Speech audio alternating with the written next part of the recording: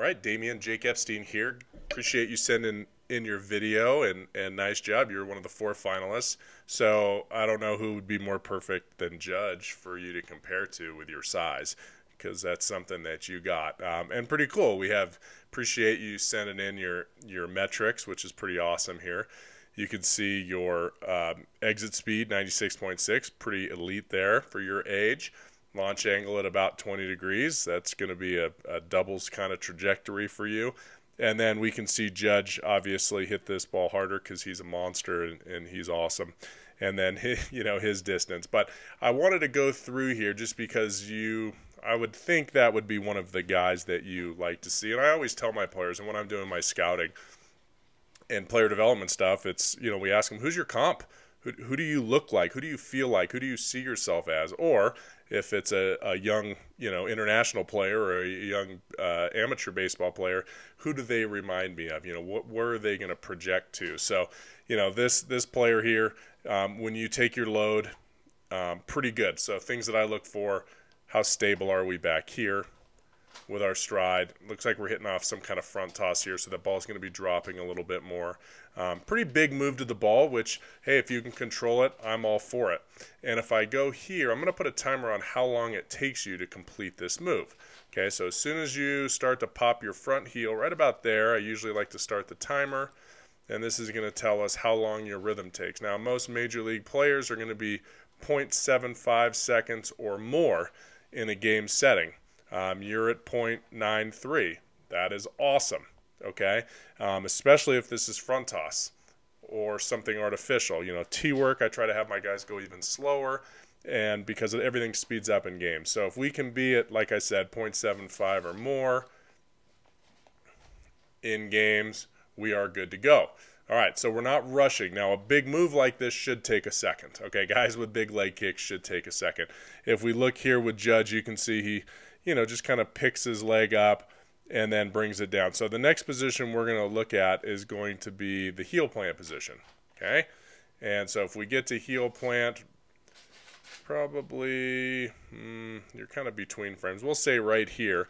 The one thing we'll notice is that he is so great at keeping his hands back. He is so great at letting his hips start to open, but keeping his chest back. Okay, now for you, this angle, I can't really tell a ton, but I can tell that this front shoulder is up a little bit. We'd like to see a slope in that front shoulder down. That allows for adjustability. Okay, so I usually have my players we do a lot of drills, little timing drills where we can think about keeping our hands back or in our front shoulder down when our front foot lands. Now, it doesn't mean we want to stride and stop. It means we want to stride and keep going. We just want to keep that shoulder back a little bit longer. For instance, you're like perfect here in the middle of the stride, and then as your foot comes down, see your back elbow starting to drop a little bit as your foot comes down. So your back elbow, well, let's just look at your hands. If I draw a straight line, which that was not, straight line, you're at the top of your ear. During your stride, you can see that's where Judge launches from. Most people are top of the ear to about the cheekbone. If you come down, now I bring you to heel plant right there.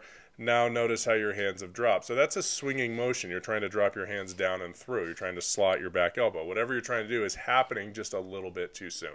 Okay, so that would be sequencing. That's one thing to work on for sure. That's going to allow for adjustability.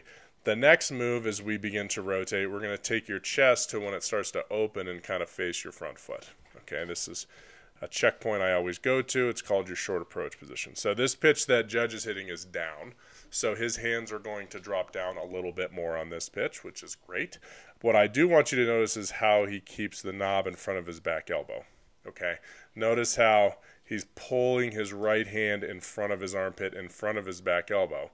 Okay, notice the slope of your shoulders in this position here versus the slope of his. Yes, his front shoulder is up. No, it's not quite up that much. So that stems back from you probably starting to launch your hands or drop your back elbow just a little bit early.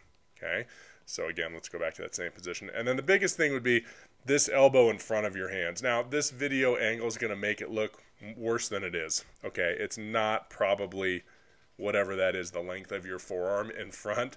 It's probably half that, but regardless, you want to have this elbow behind the knob or even with the knob of the bat. Okay. Otherwise, what happens is when you release the barrel here, that barrel releases down and back a little too much. If I bring him one more frame, even though this is a low pitch, look how close that bat still is to his ear compared to where yours is. Okay, yours is almost horizontal to the ground there. His bat's not going to get horizontal until about here when the knob of the bat is out in front more.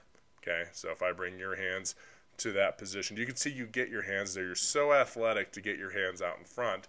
It's just if we can shave that off a little bit, if you can keep that front shoulder down, you can keep this back elbow out of there, meaning if you rotate before you drop that elbow underneath, okay, so notice how he's turning here. Okay, his shoulders are kind of opening and his hands. See how quiet his elbows are here as he rotates? If you can keep your elbows quiet and just turn for the first eighth of the swing, you're golden, and then that move won't happen. Am I overly concerned with that? I'm really not, because of your athleticism and your ability to get your hands out in front. If you got to here and you didn't pull this lead arm forward in the next frame, see how you get your hands through right there? Meaning if you started to roll your wrists or flip your wrists instead of extending your hands, I would be concerned, but you're not. If we look at Judge, he's going to pull his hands out in front. Notice he's hitting this ball outside. It's down at his knees, but notice how far his hands are from his chest, okay, at the end of the swing. That's going to allow him to get through that ball. So I'm going to slide this over.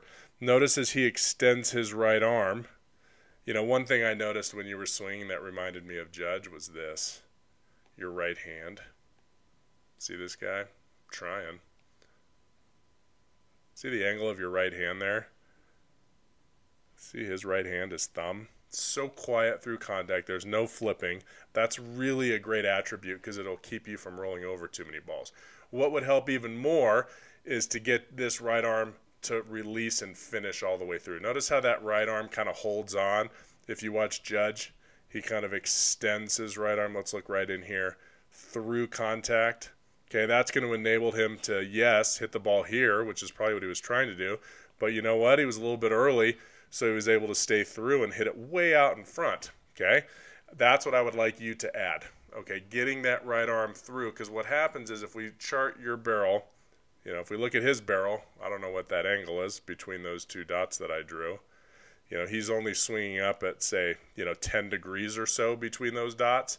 For you, if I put a barrel here, mark it there, and then we mark it after contact, if I connect these two dots, it's a pretty steep angle, okay? It's probably not quite that much. It's probably closer to 15, okay? If we had more frame rates, we could really tell.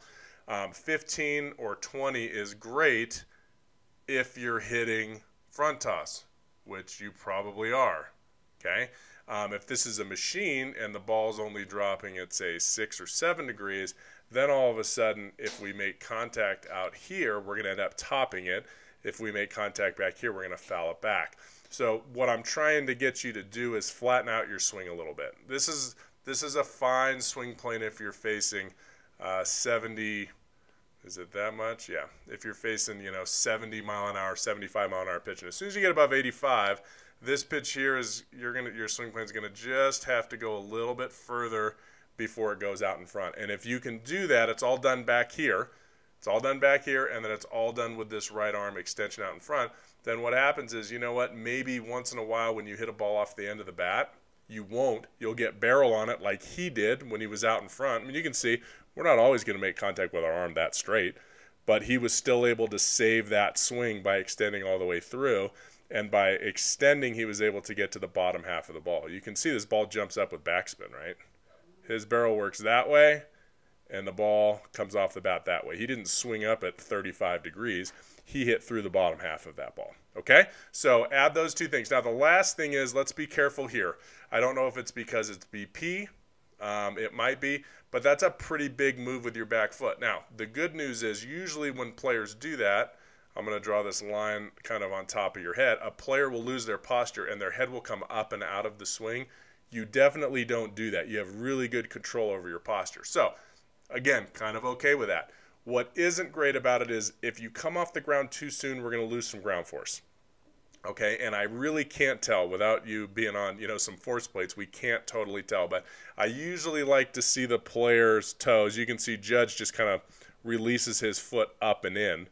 I usually like to see the toes in the ground at least to about here, at least to about the approach position. Okay, if we go back to Judge, that's right about here when that bat's parallel to the batter's box line. So if you can keep your toes in the ground there, we're okay, but maybe get a little bit more weight on that so it doesn't pop up quite as much.